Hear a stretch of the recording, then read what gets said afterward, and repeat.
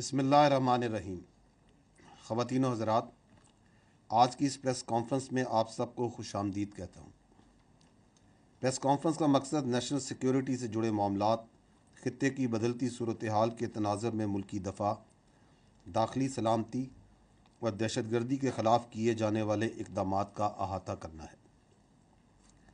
سب سے پہلے میں آپ کو دہشت گردی کے خلاف افواج پاکستان کی جانب سے کیے گئے انٹیلیجنس بیسڈ آپریشنز، بالخصوص تیرا ویلی میں فتنہ الخوارج اور بلوچستان میں دہشت گردوں کے خلاف آپریشنز کے ساتھ ساتھ دیگر اہم امور کا جائزہ پیش کروں گا۔ سب سے پہلے 2024 کے پہلے 8 ماہ میں کاؤنٹر ٹیررزم کی مد میں ہونے والے آپریشنز کا احاطہ کرتے ہیں۔ دہشت گردوں اور ان کے سہولت کاروں کے خلاف سیکیورٹی فورسز اور قانون نافذ کرنے والے اداروں کی جانب سے اب تک رواں سال میں 32,173 مختلف نوعیت کے انٹیلیجنس بیسڈ آپریشنز کیے گئے ہیں، جن میں گزشتہ ایک ماہ کے دوران آپریشنز کی تعداد 4,021 ہے۔ گزشتہ ایک ماہ میں آپریشنز کے دوران 90 خوارج کو واصل جہنم کیا گیا۔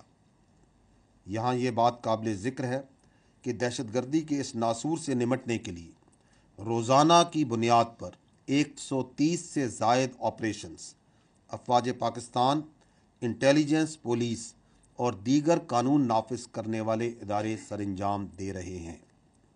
سال 2024 کے گزشتہ 8 ماہ میں کاؤنٹر ٹیررزم کے آپریشنز کے دوران 193 بہادر افسران اور جوانان نے جام شہادت نوش کیا۔ پوری قوم ان بہادر سپوتوں اور ان کے لواحقین کو خراج تحسین پیش کرتی ہے۔ فتنہ خوارج اور دہشت گردی کے خلاف جنگ آخری خارجی اور دہشت گرد کے خاتمے تک جاری رہے گی انشاءاللہ۔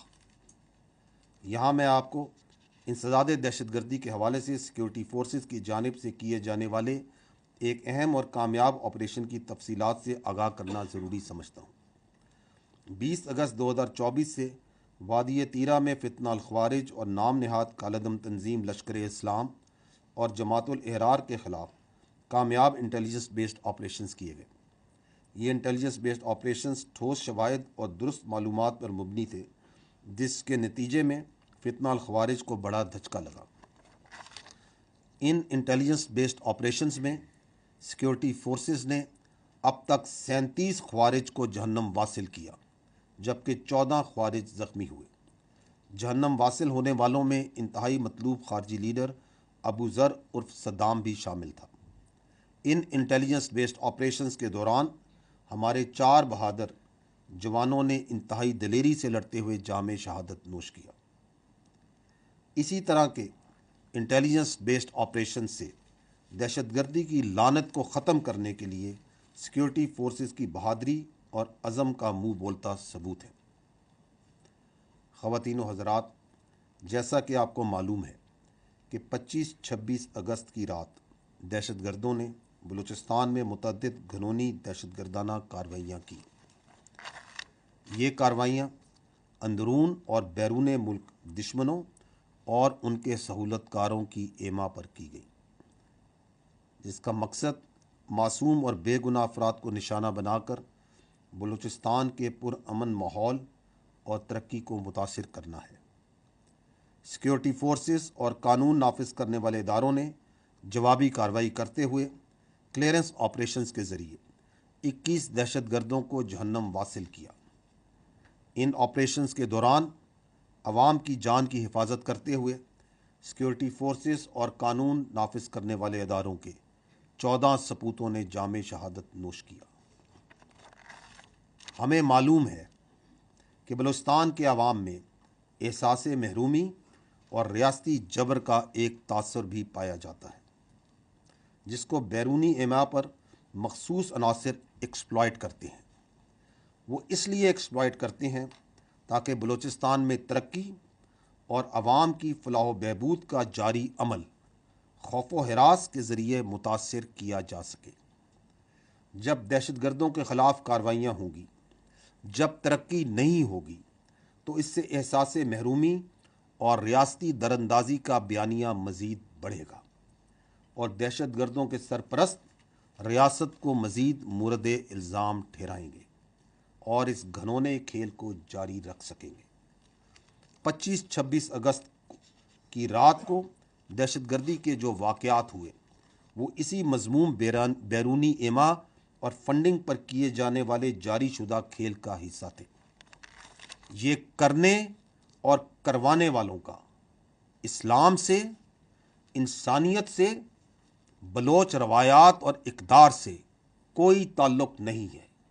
در حقیقت نہتے شہریوں کو اس طرح بربریت کا نشانہ بنانا اور اس پر فخر کرنا اس ظلم کو کرنے اور کروانے والوں کی ذہنیت اور مایوسی کی عکاسی ہے۔ یہاں میں دہشت گردوں اور ان کے سہولت کاروں کو جو کسی بھی شکل میں موجود ہیں ان کو واضح پیغام دینا چاہتا ہوں کہ شہریوں کی جان و مال اور بلوچستان کی ترقی کے دشمنوں سے ریاست آنی ہاتھوں سے نمٹے گی اور ان ظالموں کو کیفر کردار تک پہنچایا جائے گا اور اس ضمن میں جاری آپریشنز میں کارروائیاں کی جا رہی ہیں۔ ہمارے لیے ہر پاکستانی کا خون مقدس ہے اور کسی پاکستانی کے خون کو رائیگاں نہیں جانے دیا جائے گا۔ خواتین و حضرات، جیسا کہ آپ سب کے علم میں ہے اور میں اپنی گزشتہ پریس کانفرنسز میں اس بات کا ذکر بھی کرتا آ رہا ہوں کہ پاک فوج خود احتسابی کے عمل پر یقین رکھتی ہے۔ پاک فوج کا خود احتسابی کا نظام ایک انتہائی جامع، شفاف اور مضبوط عمل ہے جو کہ ٹائم ٹیسٹڈ ہے۔ یہ خود احتسابی کا عمل الزامات کی بجائے ٹھوس شواہد اور ثبوتوں کی بنیاد پر کام کرتا ہے۔ یہ بات اہم ہے کہ جب بھی فوج میں قائم قوانین اور ضابطوں کی خلاف ورزی ہوتی ہے تو یہ مضبوط خود احتسابی کا نظام بلا تفریق تیزی سے حرکت میں آتا ہے۔ 12 اگست 2024 کو ISPR کی جانب سے جاری کردہ اعلامیے میں لیفٹیننٹ جنرل ریٹائرڈ فیض حمید کے خلاف کورٹ مارشل کی کارروائی کے حوالے سے بتایا گیا تھا۔ لیفٹیننٹ جنرل ریٹائرڈ فیض حمید کیس کے حوالے سے اگر بات کی جائے تو ٹاپ سٹی کیس میں ریٹائرڈ آفیسر کے خلاف باضابطہ طور پر درخواست موصول ہوئی۔ پاک فوج کے نظام احتساب پر مکمل اعتماد رکھتے ہوئے یہ معاملہ منسٹری آف ڈیفنس کے ذریعے پاکستان فوج کو بھجوایا گیا۔ اپریل 2024 میں پاک فوج کی طرف سے ایک اعلیٰ سطح کی کورٹ آف انکوائری کا حکم دیا گیا تاکہ اس کیس کی مکمل تحقیقات کی جا سکیں۔ ٹھوس شواہد پر مبنی تفصیلی انکوائری مکمل ہونے کے بعد 12 اگست 2024 کو پاکستان آرمی نے باضابطہ طور پر آگاہ کیا کہ متعلقہ ریٹائرڈ آفیسر نے پاکستان آرمی ایکٹ کی دفعات کی خلاف ورزیاں کی ہیں اور یہ کہ متعلقہ ریٹائرڈ آفیسر کے حوالے سے ریٹائرمنٹ کے بعد پاکستان آرمی ایکٹ کی خلاف ورزی کے متعدد واقعات بھی سامنے آئے ہیں۔ ان بنیادوں پر فیلڈ جنرل کورٹ مارشل کی کارروائی کا آغاز کیا جا چکا ہے۔ خواتین و حضرات، یہ سمجھنا انتہائی ضروری ہے کہ پاکستان آرمی ایک قومی فوج ہے اور اس کا کوئی سیاسی ایجنڈا نہیں ہے، نہ ہی یہ کسی سیاسی جماعت کی مخالف ہے اور نہ ہی طرفدار۔ فوج کا ہر حکومت کے ساتھ پیشہ وارانہ اور سرکاری تعلق ہوتا ہے جس کو آئین اور قانون کے قواعد و ضوابط میں مناسب طور پر بیان کیا گیا ہے۔ یہ بات جاننا اہم ہے کہ اگر فوج میں کوئی شخص اپنے ذاتی مفادات کے حصول کے لیے کام کرتا ہے یا اپنے ذاتی فائدے کے لیے کسی ایک مخصوص سیاسی ایجنڈے کو پروان چڑھاتا ہے تو پاک فوج کا خود احتسابی کا نظام حرکت میں آ جاتا ہے۔ ثبوت و شواہد کی روشنی میں ذمہ داروں کو ان کے اعمال کا جواب دہ ہونا پڑتا ہے۔ جاری شدہ خود احتسابی کا عمل اس بات کی ایک اور دلیل ہے۔ خواتین و حضرات، پاک فوج میں واضح اتفاق رائے ہے کہ فوج کو بحیثیت ایک قومی اور ریاستی ادارے کے طور پر کسی بھی مخصوص سیاسی مفاد کی تکمیل کے حصول کے طور پر استعمال سے محفوظ رکھا جائے گا۔ میں یہاں بتاتا چلوں کہ متعلقہ افسران کو قانون کے تحت حقوق حاصل ہوں گے، جیسا کہ اپنا مرضی کا وکیل کرنے اور اپیل کا حق وغیرہ وغیرہ۔ لیفٹیننٹ جنرل ریٹائرڈ فیض حمید کیس اس بات کا منہ بولتا ثبوت ہے کہ پاک فوج ذاتی اور سیاسی مفادات کے لیے کی گئی خلاف ورزیوں کو کس قدر سنجیدگی سے لیتی ہے اور بلا تفریق قانون کے مطابق فوری کارروائی کرتی ہے۔ ہم یہ امید کرتے ہیں کہ اس طرح کی بلا تفریق خود احتسابی باقی اداروں کو بھی ترغیب دیتی ہے کہ اگر ذاتی یا سیاسی مقاصد کے لیے کوئی بھی اپنے منصب کو استعمال کرتا ہے تو اس کو وہ بھی جواب دہ کریں گے۔ ریاستی اداروں پر عوامی اعتماد ہی ان کا بہترین سرمایہ ہے۔ خواتین و حضرات، آخر میں یہ کہوں گا کہ مسلح افواج اپنے پیشہ ورانہ فرائض سے بخوبی آگاہ ہیں اور قومی سلامتی پر کسی قسم کا سمجھوتا نہیں کیا جائے گا۔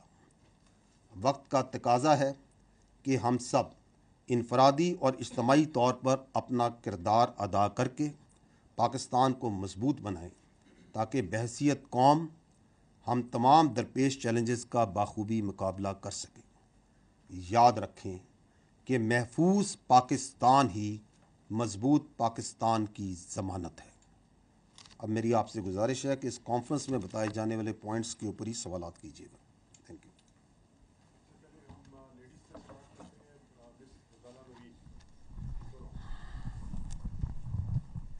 سر، غزالہ نورین، سنو نیوز سے۔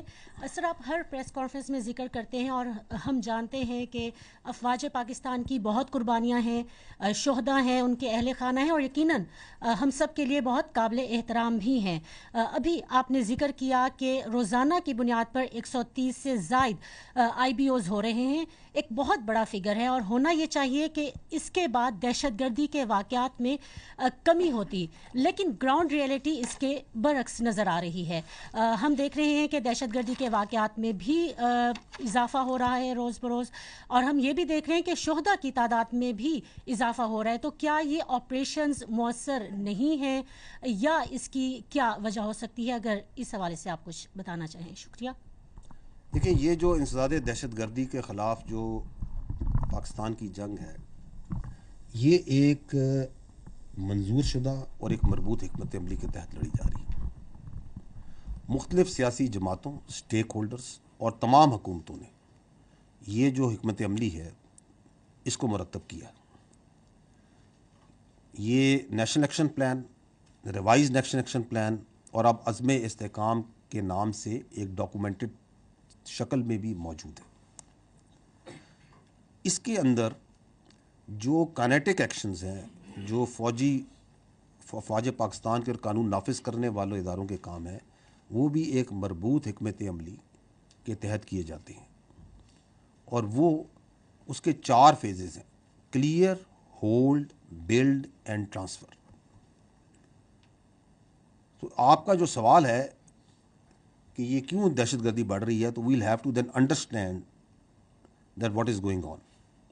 تو یہ جو افواج پاکستان کا اور قانون نافذ کرنے والوں نے 4 مرحلوں میں کام کرنا ہے، جو ایک مربوط حکمت عملی طے شدہ، اس پہ تمام سٹیک ہولڈرز کا ایگریمنٹ ہے، کلیئر، ہولڈ، بلڈ، ٹرانسفر۔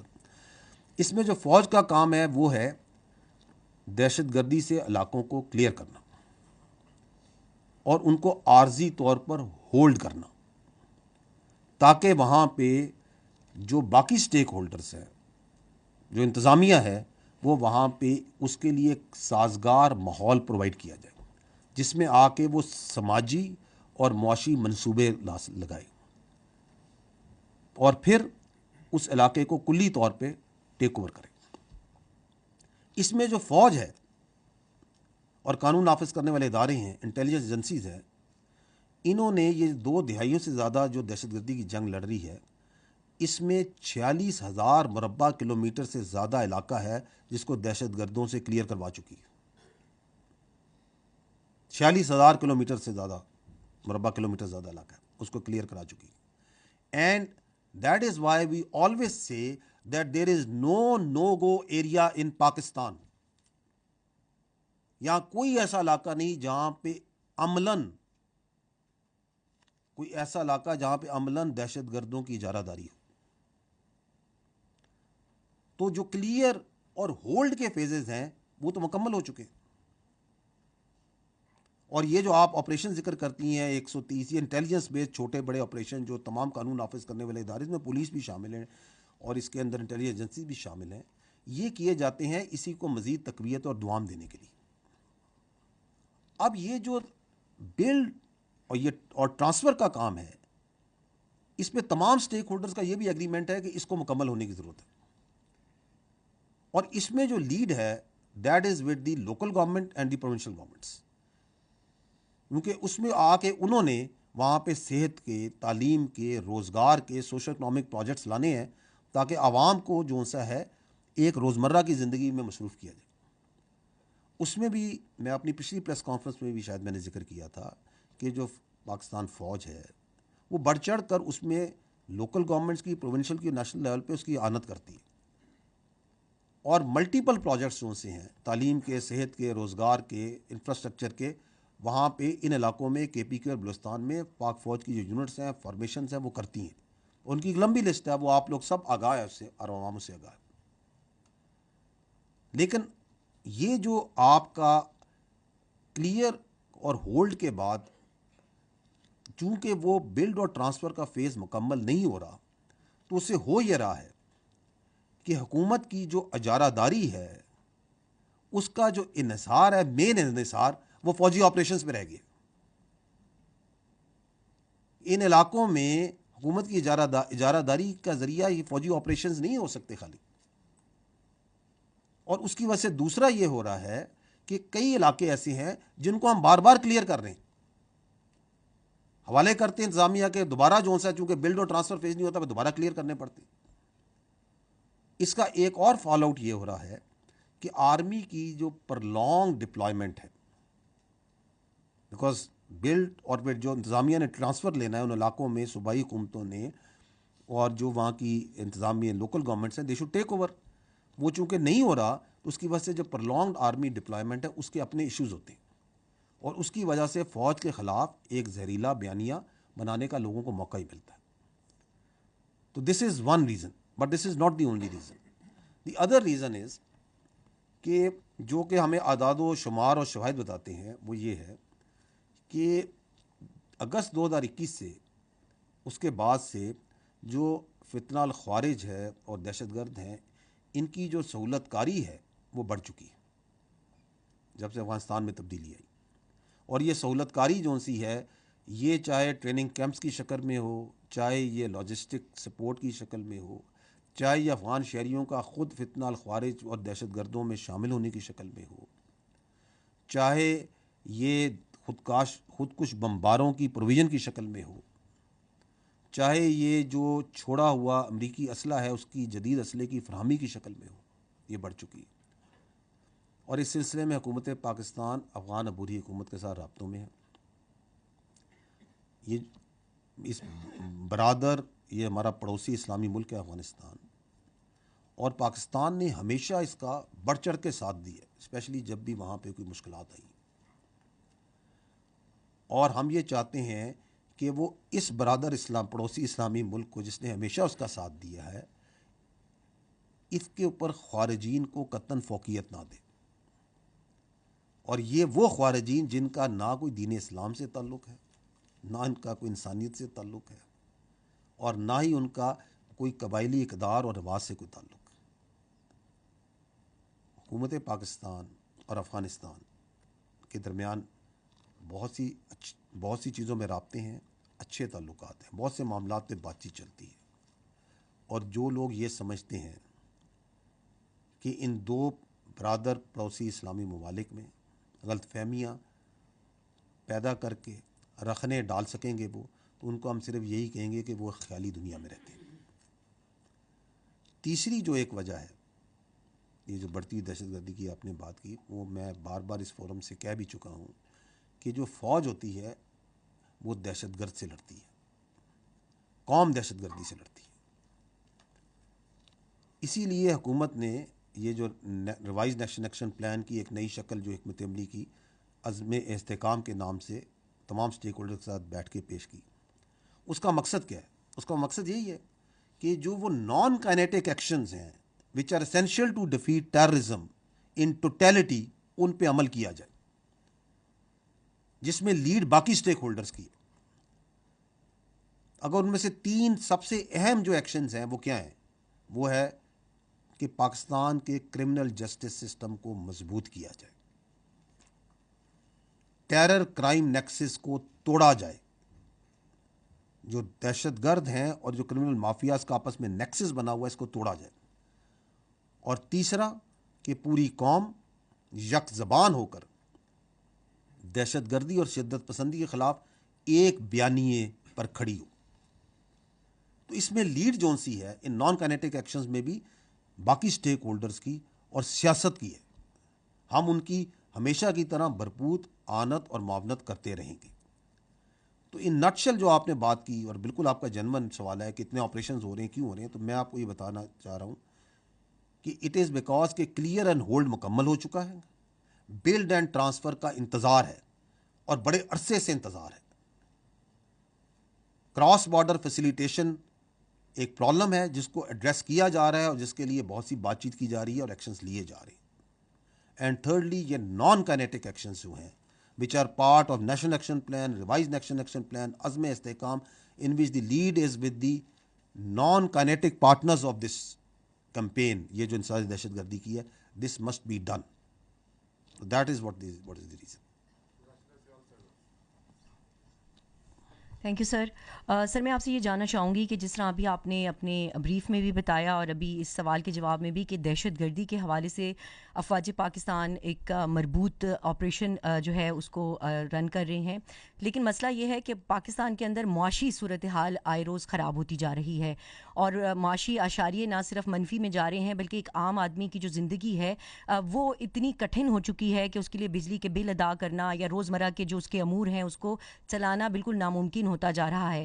تو افواج پاکستان باقی چیزوں میں حکومت پاکستان کے ساتھ آن بورڈ ہے، تو کیا اس حوالے سے بھی آپ کو کچھ ادراک ہے کہ یہ بھی ملکی سلامتی کو لاحق خطرات میں سے ایک خطرہ ہے کہ معاشی صورتحال اگر مزید خراب ہوگی تو ظاہر ہے ملک کے اندر لا اینڈ آرڈر کی سچویشن بھی کریٹ ہو سکتی ہے؟ اس حوالے سے آپ کیا کہیں گے؟ Thank you. میں اس کا جواب دوں گا تو آپ کہیں گے اب معیشت پہ فوج بات کرتی ہے، تو I'll have to tread here in the domain جہاں پہ آپ نے سوال کیا، جہاں فوج کی بات کرتے ہیں۔ دیکھیں، I'll try to answer what is in your mind کہ آپ یہ کہہ رہی ہیں کہ معیشت کی، کہ آپ کو، آپ یہ پوچھ رہی ہیں کہ کیا آپ کو پرابلم نہیں ہے، معیشت نہیں نظر آ رہی ہے آپ کو؟ دیکھیں، یہ پاکستان جو فوج ہے، اس کے جو جوان ہیں، یہ خود اس پاکستان کے متوسط اور نچلے طبقوں سے آتے ہیں۔ عمومی طور پہ جو ایلیٹ اشرافیہ یا امیر طبقوں سے تو یہ فوج کے جوان اور افسر نہیں آتے، تو ہمیں بخوبی احساس ہے، ہمیں ادراک ہے، بالکل ہے احساس۔ اور دوسری بات یہ ہے کہ اس سے ہم جس طرح پاکستان کے عوام ہیں، ہم بھی اس پہ اسی طرح نبرد آزما ہوتے ہیں جس طرح باقی آپ لوگ نبرد آزما اور پاکستان کے عوام نبرد آزما ہوتے ہیں۔ But I will not talk here on the individual level, let me try to give you a perspective کہ اداراتی طور پہ کیا ہو رہا ہے، کیونکہ آپ کہہ رہی ہیں کہ معیشت کا آپ کو احساس ہے اور یا نہیں ہے۔ دیکھیں، 2022-23 میں ہمارا جو دفاعی بجٹ تھا پاکستان کا، وہ جی ڈی پی کا 1.9% تھا۔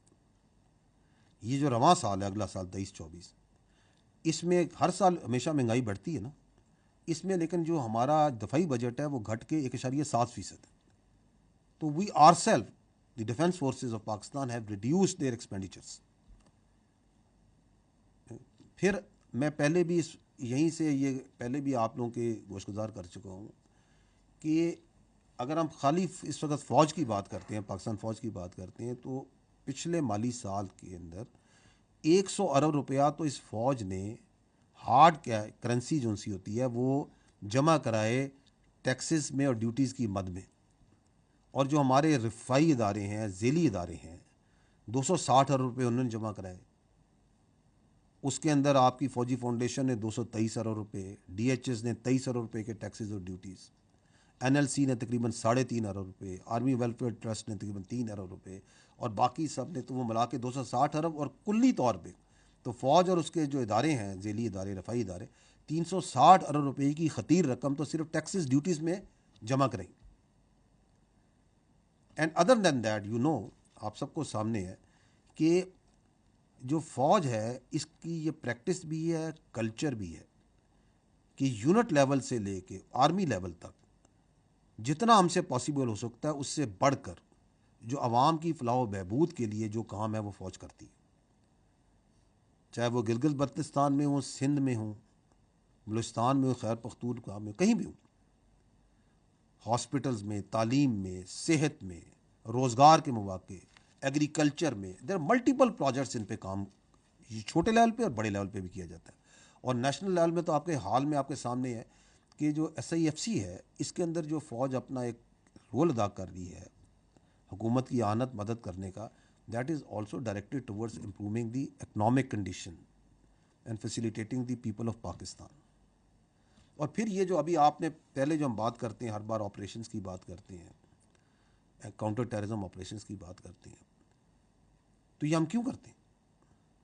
चाहे वो फितना अल ख्वारिज के ख़िलाफ़ लड़ रहे हैं, चाहे हम बलूचिस्तान में दहशतगर्दों के ख़िलाफ़ लड़ रहे हैं जो तरक्की के दुश्मन है, ये इसलिए करते हैं ताकि पाकिस्तान में दायमी अमन कायम हो। Because without piece and stability and security there can not be any economic prosperity. मैंने अभी थोड़ी देर पहले ये कहा है कि एक महफूज पाकिस्तान ही एक मजबूत पाकिस्तान की ज़मानत है। तो हमारी ये जो हर रोज़ के इंटेलिजेंस बेस्ड ऑपरेशंस हैं, जो शहादतें हैं, कुर्बानियाँ हैं, they are directed towards the stability and prosperity. And more than that, अगर इससे भी आप आगे देखें तो ये जो आप देखते आ रहे हैं, मीडिया में आप लोग देखते हैं, ऑब्जर्व करते हैं कि पाक फ़ौज एक बड़ा अहम रोल, एक मुआवनत का रोल जो इलीगल स्पेक्ट्रम है इसके ख़िलाफ़ भी अदा कर रही है। वो जो मैंने बात की टेरर क्राइम नेक्सस की, जो इस्तेसाली माफिया है, क्योंकि मजबूत इंतज़ामी ढांचों के बगैर मईशत तरक्की नहीं कर सकती। So we are fully committed in that and we put our best efforts government के साथ मिल के, गवर्नमेंट की हिदायत के ऊपर, जो इलीगल स्पेक्ट्रम को तोड़ने के लिए। और इस पर ना सिर्फ हम एक्शंस करते हैं, आपने देखा होगा हम 12 इस बात पे बड़े मौसर तरीके से बात भी करते हैं कि ये टेरर क्राइम नेक्सस को ब्रेक करना होगा, इस इस्तेसाली क्रिमिनल माफियाज को पाकिस्तान से ख़त्म करना होगा।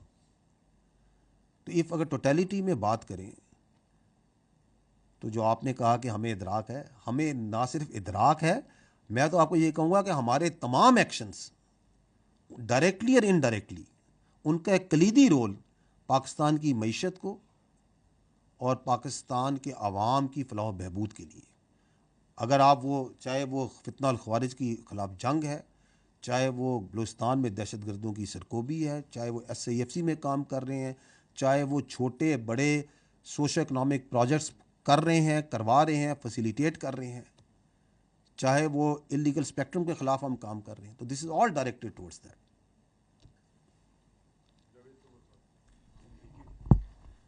सर मेरा नाम जावेद सुमरो है, हम न्यूज़ से ताल्लुक़ है मेरा। सर मेरा क्वेश्चन जो अभी आपने अपनी ब्रीफिंग में जनरल फैज़ हमीद के बारे में बताया कि उनकी जिस तरह से भी एक कानूनी तौर पर उनके साथ जो फेस किया जा रहा है वो कर रहे हैं, मेरा इससे क्वेश्चन रिलेटेड ये है कि जब जनरल फैज़ हमीद को DGI बनाया गया था तो उनसे पहले जनरल नवीद मुख्तार थे, फिर जनरल बाजवा का भी भी एक अहम ओहदे पर आकर फायज हुए। तो आप नहीं ये समझते कि जब जनरल फैज़ हमीद को लाया जा रहा था तो उनके अंदाज़ा नहीं था कि वो इस तरह से एक सियासी जमात के साथ जाके सिंपथीज़ लेंगे, उनके साथ उनके करीब जाकर उनको बहुत ज़्यादा उनको फेवर करेंगे? तो आप क्या समझते हैं कि उनके जो यहाँ तक लाने पर, इस ओहदे तक लाने पर, उन दोनों शख्सियात के किरदार को आप किस नज़र से देखते हैं, जैसे जनरल बाजवा साहब हैं और जनरल नवीद मुख्तार साहब हैं? देखिए, ये ISI का जो डायरेक्ट बॉस होता है वो कौन होता है? प्राइम मिनिस्टर होता है। तो आपने उस वक्त के वज़ीर आज़म का तो जिक्र नहीं किया। پوائنٹ از کہ یہ جو اپنا میں پہلے بھی کہہ چکا ہوں کہ جو ہمارا جو احتساب کا عمل ہے نا وہ بالکل شفاف ہے, سخت ہے, کڑا ہے, but it does not work on allegations. وہ ثبوت و شواہد پہ کام کرتا ہے, یہ نہیں کہ الزامات پہ کام کرتا ہے, وہ ثبوت و شواہد ہوتے کے اوپر کام کرتا ہے. پہلی بات تو یہ. دوسری بات یہ ہے کہ اس میں اگر کوئی بھی فرد, چاہے وہ کسی بھی عہدے پر ہو, کسی بھی رینک پر ہو, اگر وہ قواعد و ضوابط اور قانون کے باہر جاتا ہے تو فوج کا جو سسٹم ہے سیلف اکاؤنٹیبلٹی کا اور باقی جو ڈسپلن کا سسٹم ہے یہ اس کو واپس قانون کے قاعدے میں لے کے آتا ہے. اور یہ بھی آپ دیکھ بھی رہے ہیں, یہ جو کارروائی ہو رہی ہے, this is a exactly what has happened, کہ کوئی باہر گیا تو واپس اسے لے کے آیا. یہ جو اپنا اس پرٹیکولر کیس کے اندر جو اپنی ذاتی حیثیت میں ذاتی فائدے حاصل کرنے کے لیے جو کام کیے گئے, ان کے جو ثبوت اور شواہد ہیں وہ آپ کی جو انکوائری ہے اس کے سامنے ہے. جو ہماری پریس ریلیز تھی اس میں ہم نے آپ کو یہ بھی بتایا تھا کہ ریٹائرڈ آفیسر پہ یہ الزام بھی ہے کہ انہوں نے ذاتی مقاصد کے لیے مخصوص سیاسی عناصر کے اعماء پر قانون کی اور آئینی حدود و حدود سے تجاوز کیا. جو آپ بات کر رہے ہیں, اگر کوئی شخص اپنے ذاتی حیثیت میں اپنے ذاتی فائدے کے لیے کوئی غیر قانونی کام کرتا ہے تو بغیر ثبوت اور شواہد کے اس کو کسی اور شخص سے منسلک کرنا مناسب نہیں ہے. تو یہ جو ایک آن گوئنگ جو ایکٹیویٹی ہے, جو لیفٹیننٹ جنرل ریٹائرڈ فیاض حمید کا جو فل جنرل کورٹ مارشل کا کیس ہے, یہ ایک سب جوڈس میٹر بھی ہے, اس کے اپنے قانونی تقاضے ہوتے ہیں سب جوڈس میٹر کے. تو اس میں جو ضروری تفصیلات سمجھی جائیں گی, آگے بھی جو آئیں گی وہ وقتاً فوقتاً سے پھر آپ کو آگاہ کیا جائے گا.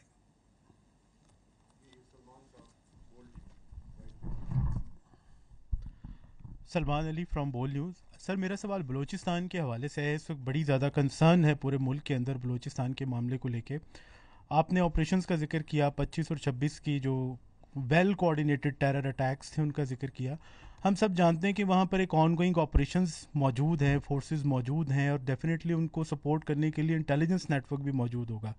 تو کیا آپ نہیں سمجھتے کہ آپ کے آن گوئنگ آپریشنز کے باوجود آپ کے جو انٹیلیجنس نیٹ ورک ہے اس کے ہوتے ہوئے بھی یہ اتنا بڑا ویل کوآرڈینیٹڈ اٹیکس ہوئے, تو یہ آپ کی جو فورسز جو کہ وہاں پر کارروائیاں کر رہی ہیں پہلے سے موجود ہیں, اور جو آپ کا انٹیلیجنس نیٹ ورک ہے, تو کیا اس کے اوپر یہ ایک بہت بڑا کویسچن مارک نہیں ریز ہوتا کہ یہ کیا آپ کا نیٹ ورک جو ہے, آپ کی فورسز جو ہیں, کیا ان کی کیا پرفارمنس ہے؟ دیکھیں, بلوچستان کے اوپر اگر آپ اجازت دیں گے تو مجھے تھوڑا سا آپ ٹائم دیں تو میں اس کو ذرا کھل کے بات کرنا چاہوں گا اس کے اوپر.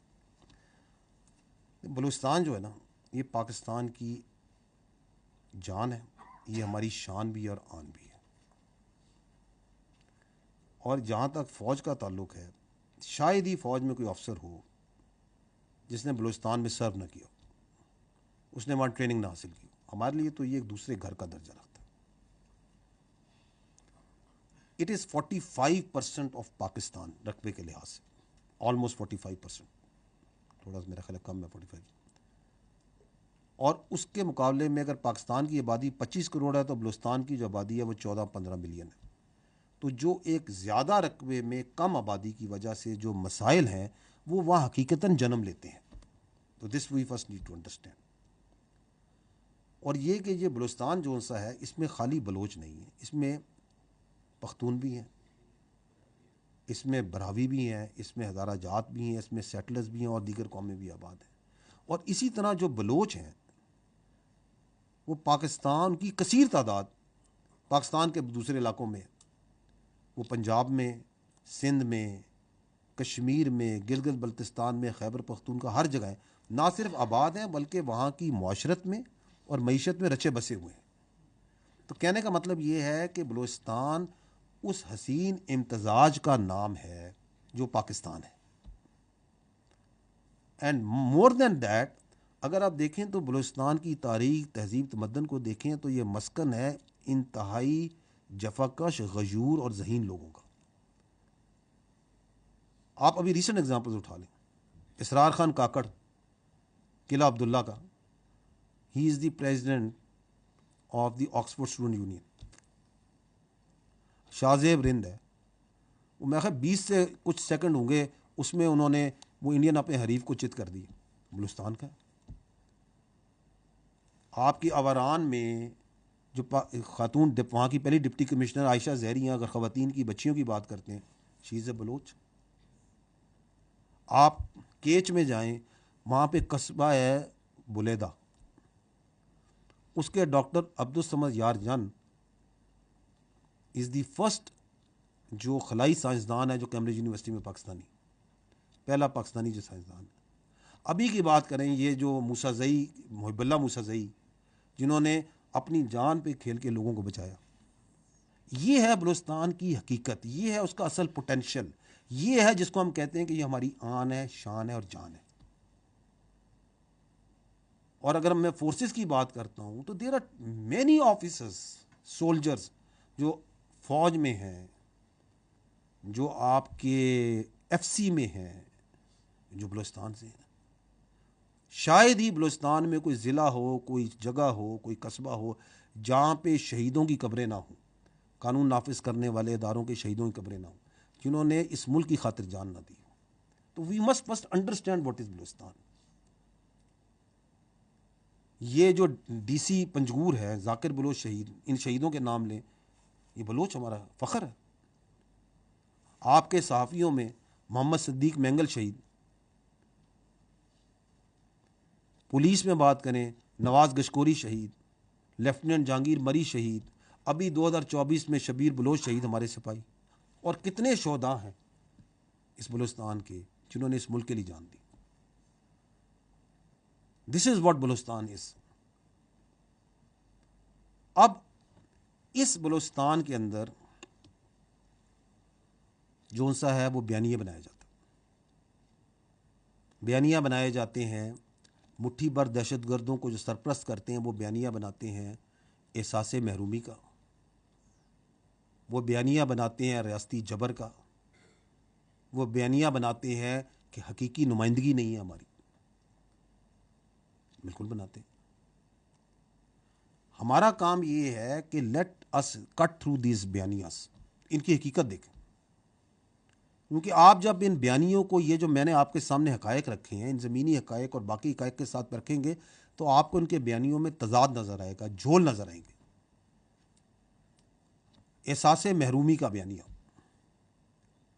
اس سال بلوچستان کا جو بجٹ ہے وہ تقریباً 750 ارب روپے ہے. اس میں سے 520 ارب وفاقی حکومت نے دیے، تو 70% وفاق نے دیے. یہ ہے حقیقت. ایکسپلائٹیشن اور ریسورسز کی بات کرتے ہیں، یہ بیانیہ بناتے ہیں نا، یہ جو سرپرستی کرتے ہیں ان مٹھی بھر دہشت گردوں کی. یہ بلوچستان حکومت 254 ارب روپے صرف منافع لیتی ہے رائلٹی سے. اور جو بلوچستان میں معدنیات کے پروجیکٹ ہیں ان میں 80% جو لوگ ہیں وہ تو بلوچستان کے ہیں جو ان میں کام کرتے ہیں. بیانیہ بنایا جاتا ہے احساس محرومی کا. 1947 میں پورے بلوچستان میں 375 کلومیٹر کے قریب سڑکیں تھیں. آج 25,000 کلومیٹر سڑک ہے، 8 قومی شاہراہیں ہیں. تعلیم کی بات کریں، اس وقت تقریباً 73,000 بلوچستان کا بچہ fully funded, partially funded scholarships پہ پاکستان میں اور بیرون پاکستان بھی تعلیم حاصل کر رہے ہیں. بلوچستان میں جو ٹیکنیکل ٹریننگ انسٹیٹیوٹس ہیں وہ زیادہ ہیں as compare to many other provinces. وہاں پہ 13 فل فلیج کیڈٹ کالجز ہیں، ملٹیپل ریزیڈینشل کالجز ہیں، یونیورسٹیز ہیں. انفراسٹرکچر بڑے پروجیکٹس کی بات کریں تو بلوچستان میں سی پیک ہے، گوادر ایئرپورٹ ہے، آغاز حقوق بلوچستان کے پروجیکٹس، خوشحال بلوچستان کے پروجیکٹس، 100 جو ڈیمز کے پروجیکٹس، سولرائز ٹیوب ویلز، کچی canal, date processing plants Panjgur में, and there are multiple projects जो वफाकी हुकूमत, सूबाई हुकूमतें, रियासती इदारे बलूचिस्तान में करते हैं, कर रहे हैं, करते आ रहे हैं और करते रहेंगे। तो ये है हकीकत उस एहसास महरूमी की, बयानिए की। पाकिस्तान, हम मानते हैं कि पाकिस्तान एक तरक्की पजीर मुल्क है, पाकिस्तान के अपने लार्जर इकनॉमिक इश्यूज़ हैं, लेकिन जो हमारे वसाइल हैं उसमें बलूचिस्तान को खुसूसी फ़ौक़ियत हासिल है और रहेगी। वहाँ पे हम मानते हैं कि वहाँ पे मुआशी और मुआशरती तरक्की का बहुत स्कोप है, लेकिन वो हो रही है और होती रहेगी। हम ये भी जानते हैं कि बिल्कुल जैसे मैंने पहले अर्ज़ किया कि एक बड़ा रकबा है, कम आबादी है, तो वसाइल ज़्यादा चाहिए, लेकिन ये तो किसी को हक नहीं मिलता कि उसको एक नेगेटिवली एक्सप्लॉइट करें, लोगों की ज़हन साजी उस पर करें। अब आप देखें ये जो बयानिया बनता है कि जी हमारी हकीकी नुमाइंदगी नहीं है, तो मैं ये आपसे सवाल करता हूँ कि आप ये बताएं कि बलूचिस्तान में कौन सा सियासी निज़ाम है? वही सियासी निज़ाम है जो बाकी सूबों में है, जो पाकिस्तान में। कोई डिफरेंट है वहाँ पे नुमाइंदगी देने का निज़ाम? It is the same. तमाम जो सियासी पार्टियाँ हैं, चाहे वो कौमी लेवल की हों या निचले सूबे के लेवल पे भी हों, वो बलूचिस्तान की सियासत में भरपूर हिस्सा लेती हैं।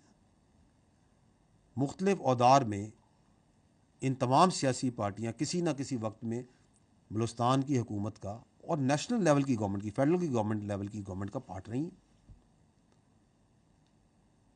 उन 17 के करीब जो बलूचिस्तान के चीफ मिनिस्टर हैं, आप शायद जानते होंगे, वो 17 के 17 जोन से हैं, वो बलोच हैं। और एहसास यानी कि नुमाइंदगी ना होने का, महरूमी होने का बयानिया बनाया जाता है। फेडरल लेवल पे आए आप तो बलूचिस्तान से मुल्क के वज़ीर आज़म रहे हैं, जो आपके चीफ जस्टिस ऑफ पाकिस्तान हैं, अदलिया में, फ़ौज में, ब्यूरोक्रेसी में, आला ओहदों पर एक बड़ी अच्छी तादाद बलूचिस्तान के लोगों की है, और हमेशा से रही है और आगे भी रहेगी। आप पॉलिटिकल पोजीशन में चले जाएं, हमेशा से रही है। तो फिर प्रॉब्लम क्या है? प्रॉब्लम ये है कि ये जो बयानिए बनाए जाते हैं, इसके पीछे एक बैरूनी हिकमत अमली है, एक सोच है।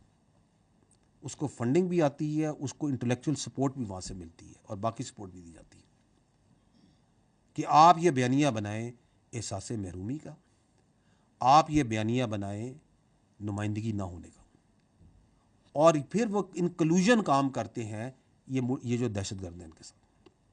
आप कभी टारगेटिंग देखें, दहशतगर्द टारगेट किसको करते हैं? दे target everything which helps the development of Balochistan. वो जो मजदूर रोड पे काम कर रहा है उसको भी टारगेट करेंगे, इंजीनियर्स को। वो अभी आपके सामने 25-26 अगस्त की रात को जो हुआ, जो आपने जिक्र किया, मैं आपसे पूछता हूं कि जो कोलपुर पे रेलवे का ब्रिज था उसे बारूद से उन्होंने क्यों उड़ाया? क्या वो कोई फौजी टारगेट था? वो इसलिए उड़ाया ताकि बलूचिस्तान की जो इकोनॉमिक हार्डशिप हो लोगों को, वहाँ के लोगों को सोशल हार्डशिप हो, लोगों को तकलीफ हो। बलूचिस्तान के लोगों को तकलीफ होगी ना, उसकी इकॉनमी मुतासर होगी, ताकि ये जो मसनूई बयानिया बनाया जाता है एहसास महरूमी का, इसको मजीद दुआम मिले। जो बच्चे, जो लोग, जो जवान बलूचिस्तान की मईशत में हिस्सा लेने के लिए दूसरे सूबों से, दूसरे शहरों में के काम करते हैं, उनको क्यों बर्बरियत का निशाना बनाया जाता है? ताकि बलूचिस्तान के अंदर इकोनॉमिक एक्टिविटी मुतासिर हो, एहसास महरूमी का बयानिया मजीद चलाया जाए। ये है जो मैंने पहले ही बात की, एक घनौना खेल जो कि बैरूनी हिकमत अमली उस सोच और फंडिंग और सपोर्ट के बगैर नहीं हो रहा, उसके साथ हो रहा है। और जब ये आते हैं, जो आप बात कर रहे हैं इंटेलिजेंस बेस्ड ऑपरेशंस, और जो हम कर रहे हैं, जब ये इनका फौज से टकराव होता है, तो अभी आपके सामने है, ये ग्वादर में इन्होंने हमला करने की कोशिश की थी, ये नेवल बेस जो है आपकी तुर्बत में, उस पर गए थे, तो किस तरह इनकी लाशें गिरी थी, किस तरह जहन्नम हासिल होते हैं, और कैसे हम जा के उस बहुत बड़े वसी एरिया में उनकी कमीन गांव पे जा के इनको हंट करते हैं। तो फिर ये जाते हैं दौड़ के ये सॉफ्ट टारगेट्स कि मासूम शहरियों को बसों से उतार के अपनी बर्बरियत का निशाना बनाओ। ये कौन सा इस्लाम है? ये कौन सी इंसानियत है? ये कौन सी बलोच इकदार है? ये कौन सी वो आला स्ट्रेटजी है जिसकी कोई दुनिया में तारीफ करे कि हाँ यार ये बड़ा अच्छा काम कर रहे हैं आप? ये उनकी मायूसी है, ये उनकी और उनके पीछे जो सरपरस्त हैं उनकी जो जालिमाना सोच और जहनियत है उसकी इक्कासी है। हम कहते हैं अगर इतनी हिम्मत है तो आओ हमसे मुकाबला करो। क्यों उन मासूम और नत्ते शहरियों पे जाते हो? Come and fight with us. हम तो उनको हंट कर रहे हैं। तो आखिर में मैं आपको ये कहूंगा कि हमें इस बात का पूरा यकीन है कि इनका बयानिया झूठ पर और हकायक पे मबनी नहीं। इनकी ये जो जुल्म है, इस जुल्म का इनको हिसाब देना पड़ेगा। जुल्म का हमेशा हिसाब देना पड़ता है। हमें ये भी यकीन है कि बलूचिस्तान के जो गयूर अवाम है और स्पेशली जो उसकी यूथ है, दे अंडरस्टैंड वेरी वेल कि एक्चुअली बलूचिस्तान में उनके घरों की, उनके कस्बों की, उनके सूबे की, उनके मुल्क की तरक्की का, उनकी खुशहाली का दुश्मन कौन है। They understand it and they stand with the state. और पाकिस्तान और बलूचिस्तान खुशहाली और तरक्की का सफ़र जारी रखेंगे इंशाअल्लाह।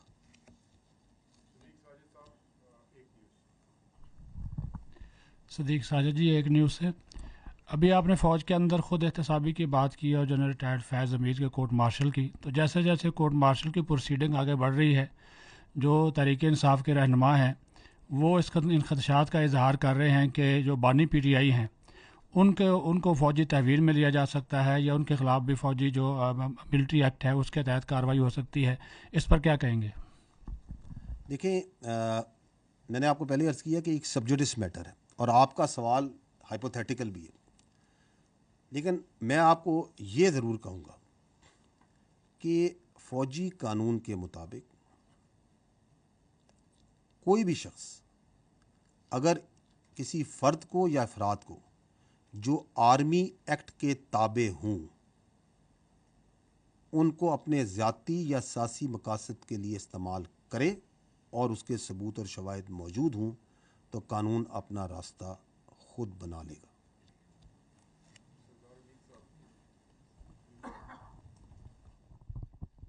शुक्रिया जी। जनरल साहब, सरदार हमीद, न्यूज़ 1 टेलीविज़न से। मेरा क्वेश्चन सर ये है कि गुज़श्ता माह PTI ने एक जलसा प्लान किया इस्लामाबाद तरनोल में और इस दौरान जो है वो कैंसिल भी किया डिप्टी कमिश्नर ने, लेकिन चहमागोइयाँ ये होती रही कि अचानक इस जलसे का कैंसिल होना जो है कहीं ना कहीं एस्टेब्लिशमेंट के साथ इनकी बातचीत है और अभी ये जलसा दोबारा प्लान हो चुका है 8 सितंबर को। तो अब भी मार्केट्स के अंदर और बाहर ये खबरें गर्दिश कर रही हैं कि शायद बैकडोर चैनल के ऊपर PTI की क़यादत से या किसी उनके रहनुमाओं से कोई बातचीत हो रही है। इस पर ज़रा वज़ाहत कर देंगे ये चहमागोइयाँ क्यों हो रही हैं सर? देखिए, किसी भी जलसे की जो होती है ना जगह, मनसूख, तारीख, ये एक प्योरली एक ज़िलेई इंतज़ामी मामला है। Army is focused towards its own professional matters.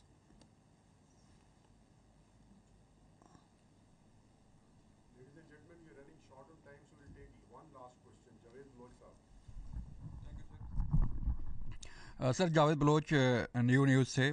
Sir, मेरा क्वेश्चन जनरल फैज़ से मुतल्लिक है कि ऑलमोस्ट 3 वीक्स हो गए हैं उन्हें गिरफ़्तार हुए और फिर जनरल कोर्ट मार्शल की कार्रवाई भी हो रही है। उसके बाद सर खबर आती है कि 2 ब्रिगेडियर्स और एक कर्नल भी गिरफ़्तार हुए। सर, पता ये करना चाह रहा हूँ कि प्रोसेस क्या है, कितना टाइम लेगा ये सारी कार्रवाई मुकम्मल होते हुए, और सर दूसरा ये कि कितने और लोग हैं जो गिरफ़्तार हो चुके हैं इसके बाद? देखिए, जो हमारा मिलिट्री का सिस्टम है, कोर्ट मार्शल का या लीगल सिस्टम है, ये बिल्कुल बड़ी सुरत से काम करता है। It works with speed. लेकिन जो कानूनी और इंसाफ के तकाज़े हैं वो मुकद्दम है। तो जिसका भी कोर्ट मार्शल होता है उसको फेयर ट्रायल के, उसको वकील करने के, गवाह पेश करने के, जरा करने के, सबूत पेश करने के और अपील करने का ये तमाम हक हासिल होते हैं। इसलिए इस पे कोई हतमी टाइम फ्रेम नहीं रखा जा सकता।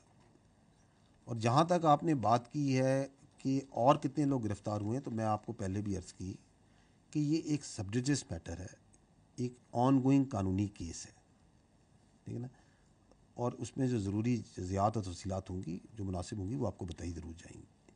लेकिन मैं आपको ये बता दूं कि जो भी शख्स इस केस में मुलव्वस होगा वो कानून की गिरफ्त से बाहर नहीं रहेगा, चाहे उसका कोई भी ओहदा हो, चाहे उसकी कोई भी हैसियत हो। Thank you very much.